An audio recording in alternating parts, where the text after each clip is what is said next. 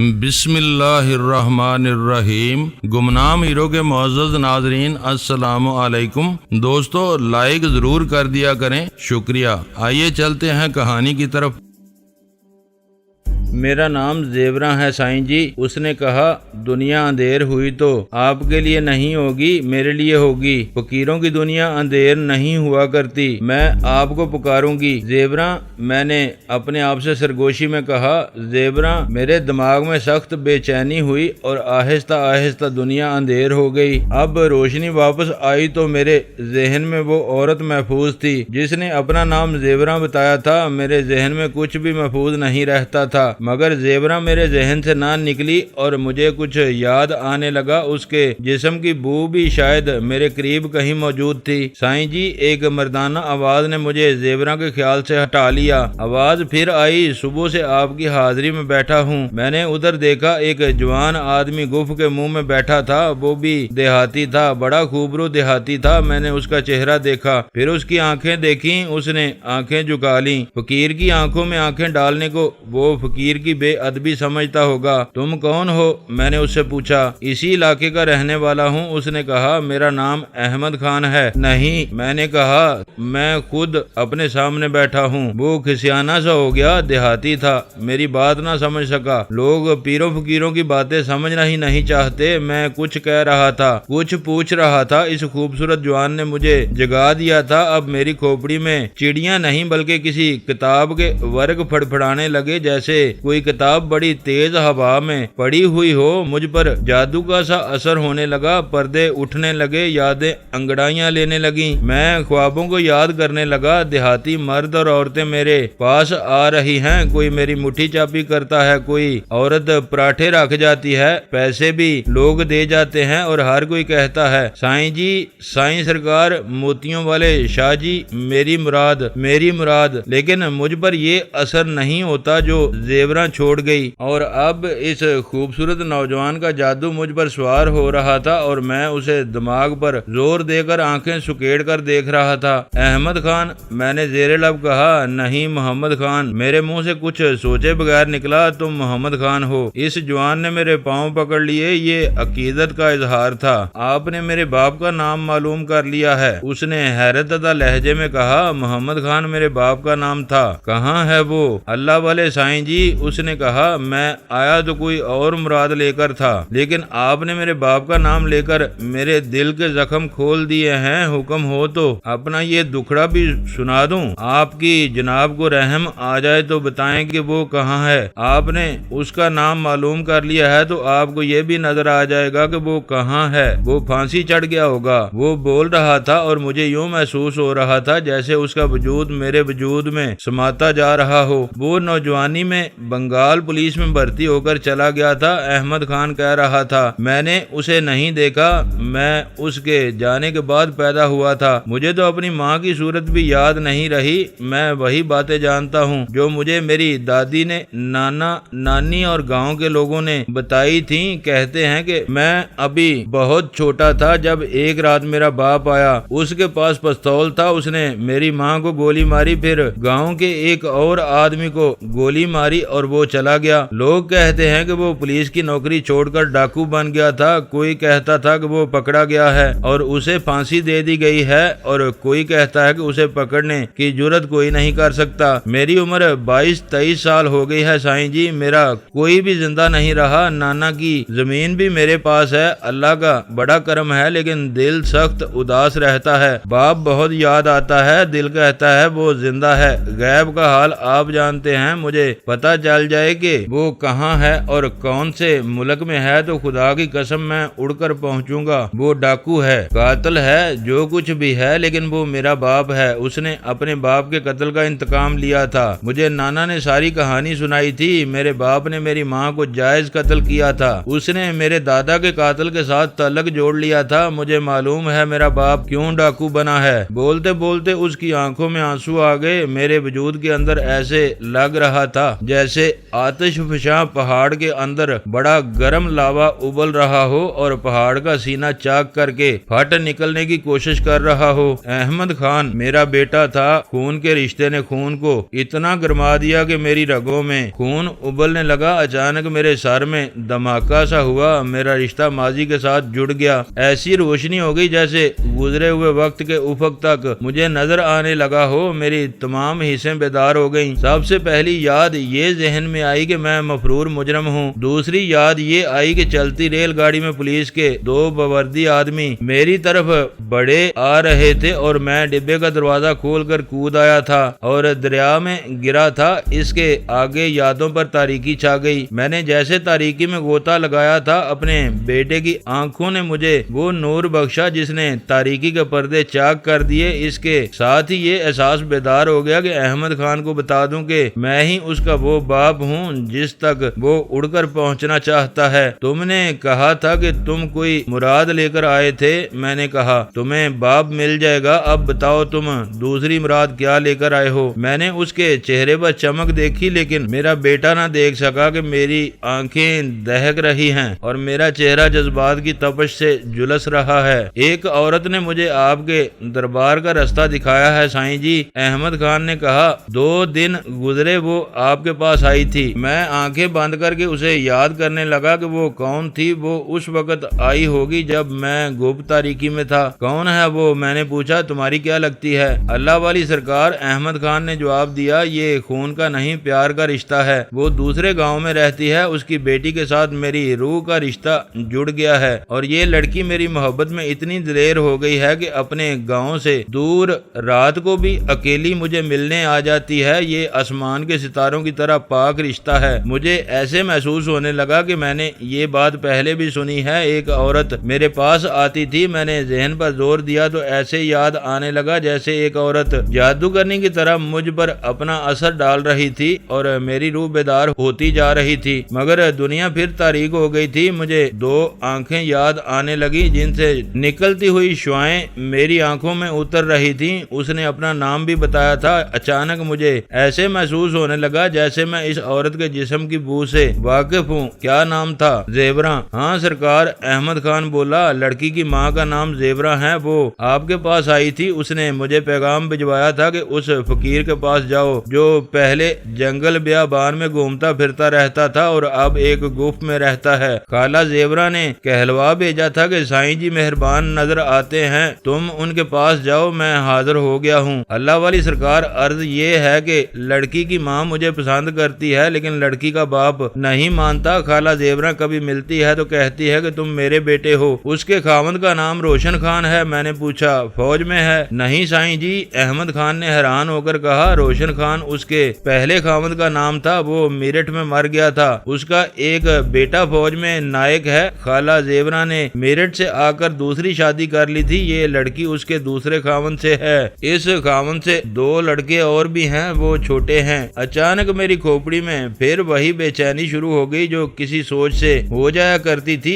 ایک ہی بار بے شمار سوچیں، سوالوں کا ہجوم اور ان گنت معمے اور گورکھ دھندے میرے ذہن میں آ گئے۔ میری یادیں تو واپس آ گئی تھیں لیکن میں انہیں 2-4 مہینے پہلے کی باتیں سمجھتا تھا کہ زیورہ کے ساتھ میری ملاقات میرٹھ میں کرنل نارتھ کے بنگلے میں ہوئی تھی۔ اس وقت زیورہ کے دونوں بچے ابھی چھوٹے تھے، اب ان میں سے ایک فوج میں نائک تھا۔ میرا بچہ میرے بعد پیدا ہوا تھا اور اب وہ 22-23 سال کا تھا اور یہ ملک اب ہندوستان نہیں پاکستان تھا۔ کیا آپ لڑکی کے لیے کوئی تعویذ دیں گے جو اسے پتہ چلے بغیر پلا دیا جائے اور وہ مان جائے؟ احمد خان نے پوچھا۔ آپ کے دربار میں کوئی کمی نہیں اللہ والی سرکار، اللہ مہر کرے گا۔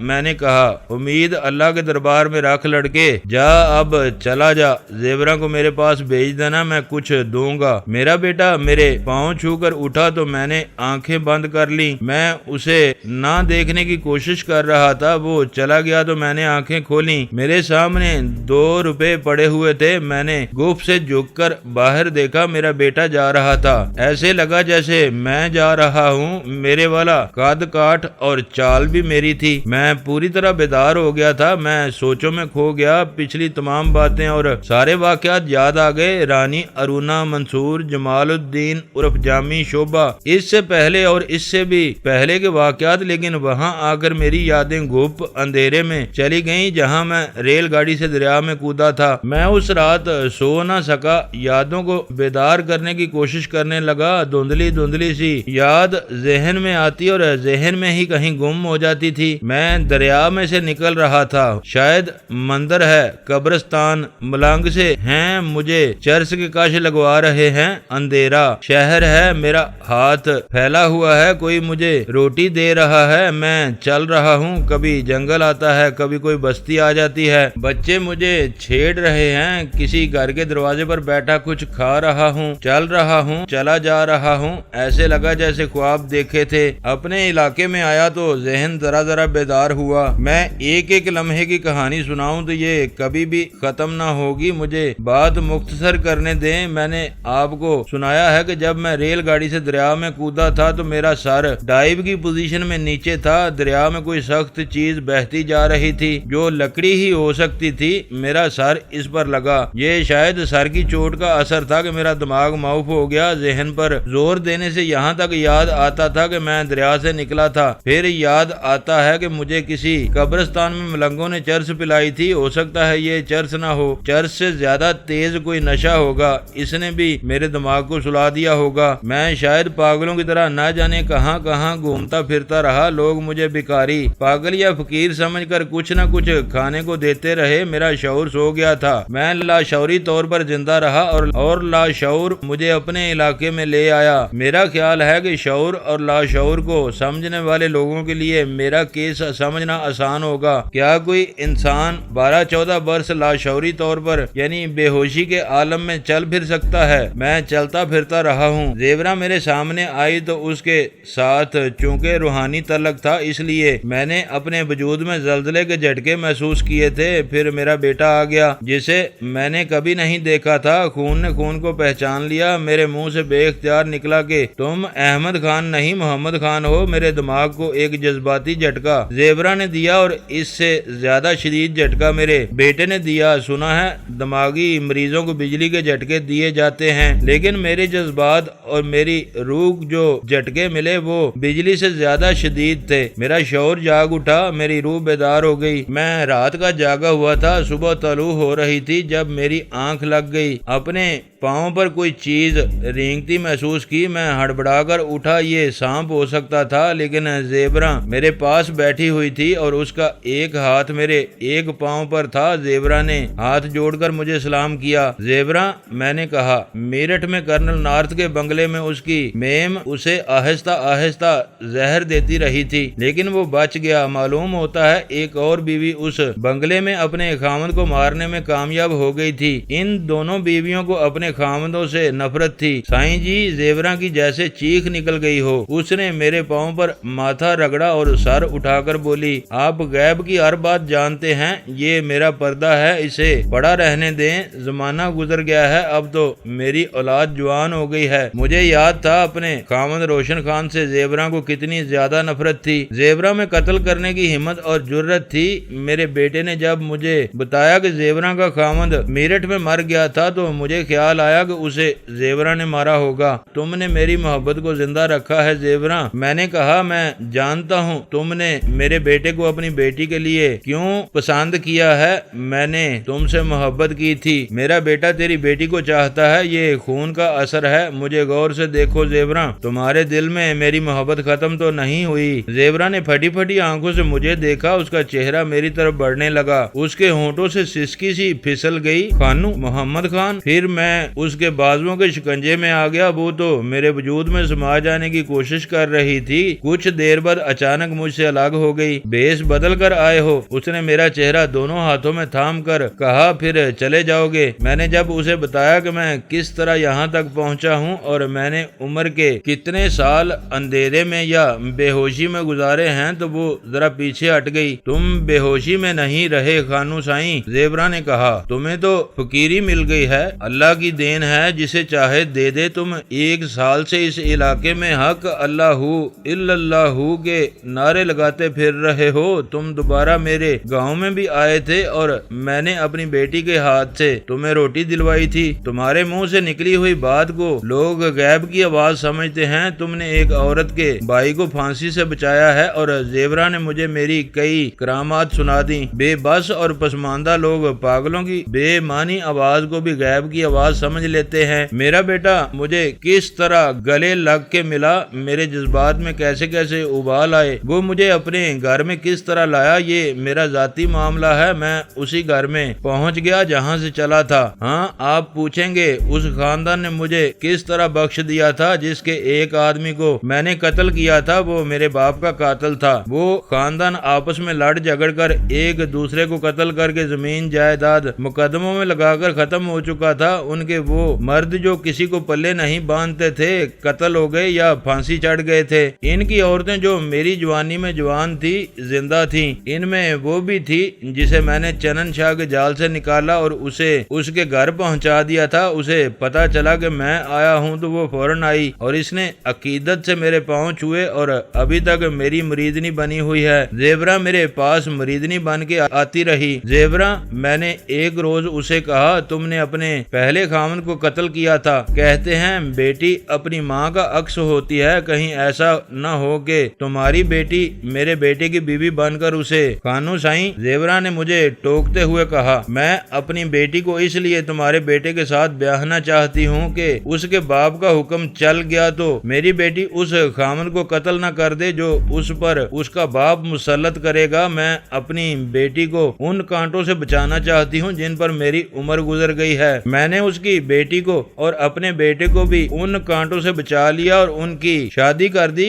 لڑکی کے باپ پر میں نے اپنی فقیری کا اثر ڈال کر منوا لیا تھا۔ خانو ڈاکو کو فقیری مل گئی ہے، مان کی مراد بتائے بغیر بتا دیتا ہے۔ اللہ جسے دینے پر آ جائے قاتل کو کرامات دے دے۔ سائیں خانو دشمن بھی اس کے مرید ہو گئے ہیں۔ ایک شور تھا جو میرے گھر کے باہر اور گھر کے اندر بھی سنائی دیتا تھا۔ میں اب صاف ستھرے کپڑے پہنتا تھا، داڑھی اور سر کے بال بڑے رہنے دیے اور میں باقاعدہ نماز پڑھنے لگا۔ میری نمازیں دکھاوے کی نہیں تھیں، میں اپنے اللہ کو راضی کرنے کی کوشش کر رہا تھا۔ میں تنہائی میں روتا تھا، گڑ گڑاتا اور بلبلاتا تھا۔ مجھے ذرا سا بھی اشارہ نہیں ملتا تھا کہ خدا مجھ سے راضی ہوا ہے یا نہیں۔ مجھ پر زیادہ وقت خاموشی طاری رہتی تھی۔ لوگ میری خاموشی کو مراقبہ اور میرے بولنے کو معرفت اور تصوف کہتے تھے۔ میرا بیٹا اور میری بہو جو زیورہ کی نوجوانی کی تصویر تھی میری بہت خدمت کرتے تھے، لیکن میرے دل پر اور میرے ضمیر پر جو بوجھ تھا اسے کوئی نہیں سمجھتا تھا۔ میں گناہگار تھا، میری روح روتی اور کراہتی تھی، مجھے اپنی روح کی آوازیں سنائی دیتی تھیں، خانو گناہوں کا کفارہ ادا کرو۔ دن بدن میرا چین اور سکون ختم ہوتا جا رہا تھا۔ یہ دیکھ کر لوگ کیسی کیسی مرادیں میرے سامنے لاتے اور عورتیں کس طرح رو رو کر اپنے دکھ اور اپنی خواہشیں مجھے سناتی تھیں۔ میری روح کی اذیت میں اضافہ ہو جاتا تھا۔ میں سوچتا تھا کہ ان لوگوں کو کیسی آزادی ملی ہے، ان کے ذہن ابھی تک غلام ہے اور ان پر پیر اور فقیر ابھی تک اسیب کی طرح سوار ہیں۔ یہ ان لوگوں کی بے بسی اور قسم پرسی ہے کہ آزاد قوم کی حیثیت سے انہیں جو حقوق ملنے چاہیے تھے وہ نہ ملے۔ انہیں اسلامی ملک تو مل گیا مگر اسلام نہ ملا۔ یہ اب بھی چنن شاہ اور سائیں خانو کو خدا کے ایلچی سمجھتے اور کہتے ہیں کہ ان کی قسمت اور ان کا رزق پیروں فقیروں کے ہاتھ میں ہے۔ آزاد ہو کر بھی عورتیں پیروں کے آستانوں اور فقیروں کی گفوں میں جاتی ہیں۔ احمد خان، میں نے ایک روز اپنے بیٹے سے کہا تم جانتے ہو نا میں قاتل ہوں، میں نے اس گاؤں میں تمہاری ماں کو قتل کیا تھا، اپنے باپ کے قاتل کو قتل کیا تھا اور اس تھانے دار کو جس نے مجھے گرفتار کر لیا تھا اسے میں نے قتل کیا اور اس کی لاش کا پاؤں اس کے گھوڑے کی رکاب میں پھنسا کر گھوڑے کو بھگا دیا تھا۔ لوگ کہتے ہوں گے تھانے دار کا گھوڑا بیلگام ہو کر دوڑ پڑا اور تھانے دار گر پڑا، لیکن اس کا پاؤں رکاب میں پھنسا رہ گیا اور گھوڑے نے اسے گھسیٹ کر مار دیا تھا۔ نہیں احمد بیٹے، اسے میں نے قتل کیا تھا۔ ابو، میرے بیٹے نے کہا اپنے دماغ سے ان باتوں کو آپ نکالتے کیوں نہیں؟ کون آپ کو قاتل کہتا ہے؟ آپ دیکھ نہیں رہے لوگ آپ کو پہنچ والا فقیر اور بزرگ مانتے ہیں، لیکن میں خدا کو مانتا ہوں بیٹا۔ میں نے کہا یہ بیچارے لوگ اپنے آپ کو دھوکے دے رہے ہیں، میرے منہ سے جو بات نکل جائے یہ لوگ اس پر اپنے تصوروں کا محل کھڑا کر لیتے ہیں، یہ میرا گناہ ہے۔ دیکھو بیٹا، مجھے خدا کے حضور جانا ہے، میں سرخرو ہو کر اس دنیا سے جانا چاہتا ہوں۔ آپ سرخرو کس طرح ہوں گے؟ پھانسی کے تختے پر کھڑا ہو کر میں نے کہا میں پھانسی کے کنویں کے راستے خدا کے حضور جاؤں گا تو امید ہے خدا میرے گناہ بخش دے گا۔ وہ انگریز چلے گئے ہیں جن کے آپ مجرم تھے۔ میرے بیٹے نے کہا اگر آپ کی گرفتاری کا حکم ابھی تک قائم ہوتا تو آپ گرفتار ہو چکے ہوتے، لیکن میں گرفتار ہونا چاہتا ہوں۔ میں نے کہا میں نے پاکستان کے علاقے میں قتل کی وارداتیں کی ہیں، آسام اور بنگال کے جرائم تو ادھر ہی رہ گئے ہیں، میں پاکستانی گاؤں کے جرائم کی سزا لوں گا۔ میرا بیٹا بہت پریشان ہوا، میری بہو بھی ہمارے پاس آ بیٹھی، وہ بھی مجھے سمجھانے لگی کہ میں اپنے دل سے پچھلے جرائم کا بوجھ اتار دوں، لیکن مجھ پر کچھ اور ہی کیفیت طاری ہو چکی تھی۔ میں اپنے بیٹے اور بہو کو سمجھا نہ سکا کہ میں کیا محسوس کر رہا ہوں۔ رات کو آپدہ آ گئی، میں نے ابھی اس کا ذکر کیا تھا، اب ذرا اور ذکر کرنا ضروری سمجھتا ہوں۔ آپدہ میرے باپ کے قاتل کی ملک مختار کی بہن تھی۔ آپ کو یاد ہوگا کہ میں اس علاقے کے ایک پیر چنن شاہ کے پاس کچھ دن ٹھہرا تھا۔ چنن شاہ کی مریدی سارے علاقے میں پھیلی ہوئی تھی، اس کا آستانہ اس علاقے کے جرائم پیشہ لوگوں کا خفیہ اڈا تھا۔ بادشاہ رہزن چنن شاہ کا گہرا دوست تھا، مجھے بادشاہ چنن شاہ کے پاس صرف اس لیے لے گیا تھا کہ میں اسی کماش کا آدمی تھا۔ چنن شاہ نے مجھے ہاتھوں ہاتھ لیا تھا۔ ایک روز مجھے پتا چلا کہ میرے باپ کے قاتل ملک مختار کے بھائی کی جوان بیوی اور ملک مختار کی کماری بہن آپدہ چنن شاہ کے ہاں آئی ہیں۔ یہ خاندان چنن شاہ کا مرید تھا، یہ دونوں لڑکیاں کوئی مراد پوری کرانے کے لیے آئی تھیں۔ چنن شاہ نے ملک مختار کی بابی کو باہر بٹھایا اور اس کی کماری بہن کو، جو بہت ہی خوبصورت لڑکی تھی، اپنے خاص کمرے میں لے گیا۔ اس نے کوئی عمل کرنے کا دھوکہ دے کر لڑکی کو پلنگ پر لٹا دیا۔ مجھے خوش ہونا چاہیے تھا کہ میرے باپ کے قاتل کی بہن خراب ہو رہی ہے، وہ چنن شاہ کے جال میں آ گئی تھی، لیکن مجھے معلوم نہیں کیا ہو گیا۔ میں یہ منظر دروازے کی در سے دیکھ رہا تھا، میں نے دروازہ کھولا اور اندر چلا گیا۔ میں نے آپدہ کو بازو سے پکڑ کر پلنگ سے اٹھایا اور چنن شاہ سے کہا کہ تم ان لڑکیوں کو تعویذ نہیں دو گے؟ چنن شاہ اتنا مقبول پیر تھا کہ اس علاقے کا بادشاہ بنا ہوا تھا، وہ مجھے دھمکیاں دینے لگا۔ میں نے آپدہ سے کہا کہ اس آستانے میں بدکاری کے سوا کچھ بھی نہیں، اپنی بابی کو ساتھ لو اور یہاں سے چلی جاؤ ورنہ عصمت سے ہاتھ دھو بیٹھو گی۔ چنن شاہ بھوکے درندے کی طرح مجھ پر ٹوٹ پڑتا تھا۔ میں نے اسے صرف ایک دھمکی دے کر چپ کرا دیا۔ میں آپدہ کو باہر لے گیا اور اس کی بابی کو بتایا کہ یہاں سے چلی جاؤ۔ آپدہ سمجھ گئی تھی، وہ جانے لگی تو اس نے کہا تھا کانو میں تمہیں ساری عمر دل سے نہیں اتاروں گی، اس نیکی کا جو صلہ مانگو گے دوں گی، تمہارے بیٹے کو میں اپنا بیٹا سمجھوں گی۔ میں بتا چکا ہوں آپدہ کے ساتھ میری خونی دشمنی تھی، اس کے بھائی نے میرے باپ کو قتل کیا تھا اور اب بنگال آسام سے آ کر میں نے اس کے بھائی کو قتل کر دیا تھا، لیکن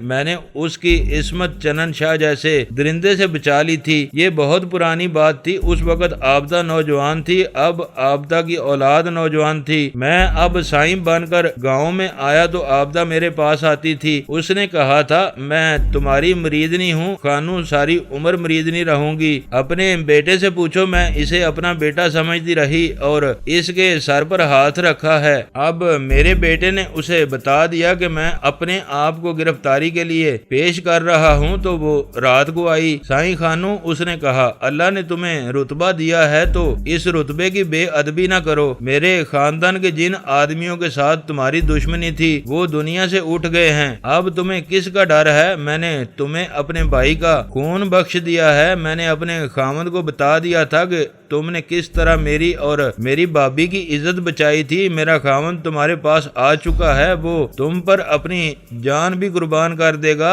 تھانے نہ جانا سائیں خانو۔ میں نے اس کی بات مان تو لی، لیکن رات تنہائی میں میری جذباتی حالت پھر بگڑ گئی۔ میں نے اپنے آپ پر قابو پانے کی بہت کوشش کی۔ میں اچھی طرح بتا نہیں سکتا کہ میری یہ حالت کیوں ہو جاتی تھی۔ ایسا بالکل نہ سمجھیں کہ میں اتنا مومن ہو گیا تھا کہ میں اپنے آپ کو اپنے گناہوں کی سزا دینا چاہتا تھا۔ میری ذات میں، میرے وجود میں ایسی بے چینی تھی جسے میں سمجھ نہیں سکتا تھا۔ صرف یہ ایک ہی خیال دماغ کو اپنے قابو میں لے لیتا تھا کہ مجھے اپنے انجام کو پہنچنا چاہیے۔ اس رات مجھے نیند نہ آئی، میں اس چھت کے نیچے لیٹا کروٹیں بدل رہا تھا جس چھت کے نیچے میں پیدا ہوا تھا۔ مجھے اپنا بچپن یاد آیا، ماں یاد آئی، باپ یاد آیا، یادوں کا ایک ریلا آ گیا اور رات گزرتی چلی گئی اور میرا ذہن میرے قابو سے نکل گیا۔ میں اٹھا اور دبے پاؤں باہر نکل گیا۔ میں گاؤں سے تھوڑا ہی دور گیا تھا کہ صبح کی اذان سنائی دی۔ میں رکا نہیں، چلتا گیا۔ تھانہ دور تھا، میں اب اس کے سوا کچھ بھی نہیں سوچ رہا تھا کہ مجھے تھانے جا کر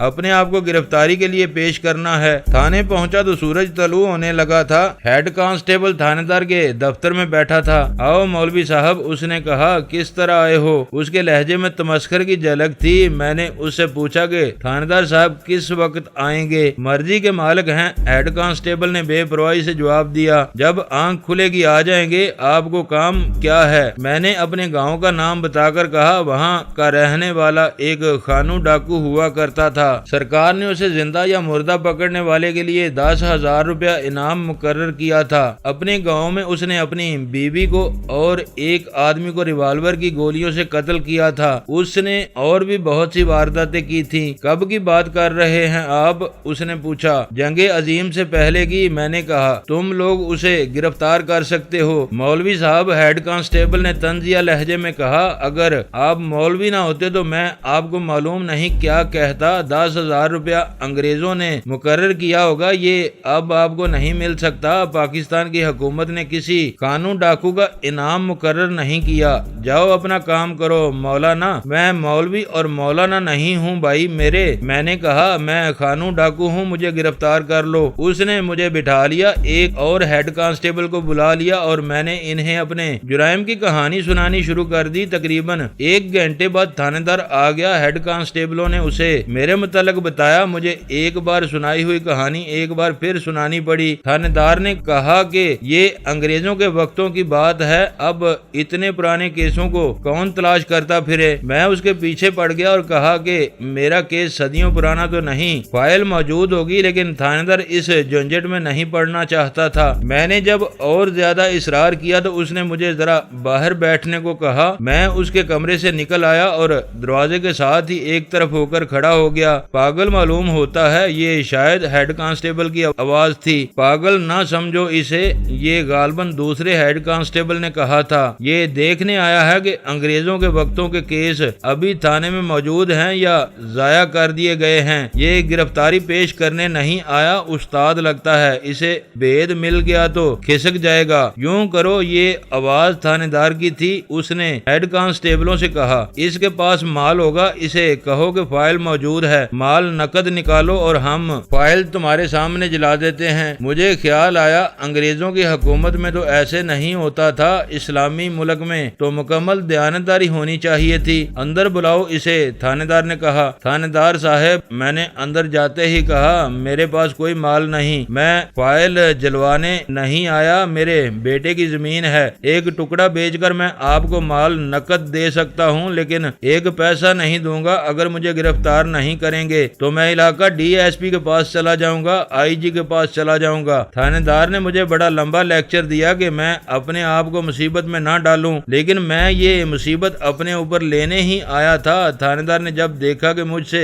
اسے کچھ بھی وصول نہیں ہو رہا تو اس نے مجھے گرفتار کر لیا۔ ادھر سے میرا بیٹا اور گاؤں کے کئی لوگ آ گئے، انہیں معلوم نہیں کہ کس طرح پتہ چل گیا تھا۔ میرا بیٹا مجھے حوالات میں ملا، اس نے بتایا کہ تھانے دار نے اس کے ساتھ سودا کر لیا ہے، وہ فائل غائب کر دے گا۔ میں نے اسے سختی سے کہا کہ وہ میرے راستے میں نہ آئے۔ مختصر یہ کہ تھانے دار کو فائل نکالنی پڑی، وہ اس نے نکالی۔ مجھے دوسرے دن ریمانڈ کے لیے لے گیا اور اسے کیس تیار کرنا پڑا۔ 14 دنوں بعد مجھے جیل کی حوالات میں بھیج دیا گیا۔ اس سے 1 مہینہ بعد میرا چلان زیر دفعہ 302 مجسٹریٹ کی عدالت میں پیش ہوا۔ پتہ چلا کہ تھانے دار کو میرے گاؤں سے کوئی گواہ نہیں ملا، وہ 3 گواہ لایا تھا، ان کی گواہیاں ہوئیں۔ کیس کو سیشن کورٹ میں جانا تھا، لیکن میرے بیٹے نے جو وکیل کیا تھا اس نے تینوں گواہوں کو جھوٹا ثابت کر دیا۔ مجسٹریٹ نے کیس عدم شہادت کی بنا پر ڈسچارج کر دیا اور میں گھر آ گیا۔ مجھے پتا چلا کہ گاؤں میں جب اطلاع پہنچی تھی کہ میں گرفتار ہو گیا ہوں تو عابدہ اور اس کے خامد نے اعلان کر دیا تھا کہ گاؤں کا جو آدمی میرے خلاف گواہی دے گا اس کا حقہ پانی بند کر دیا جائے گا۔ اس واقعہ کو 20 سال گزر گئے ہیں، میرے بیٹے کی اولاد جوان ہو گئی ہے، زیوراں اور آبدہ بوڑھی ہو گئی ہیں، میرے پاس آتی ہیں اور بہت دیر بیٹھی باتیں کرتی رہتی ہیں، لوگ مجھے فقیر اور سائیں مانتے ہیں، میں نے اپنی داستان سنا ڈالی ہے، سزا اور جزا اللہ کے اختیار میں ہے۔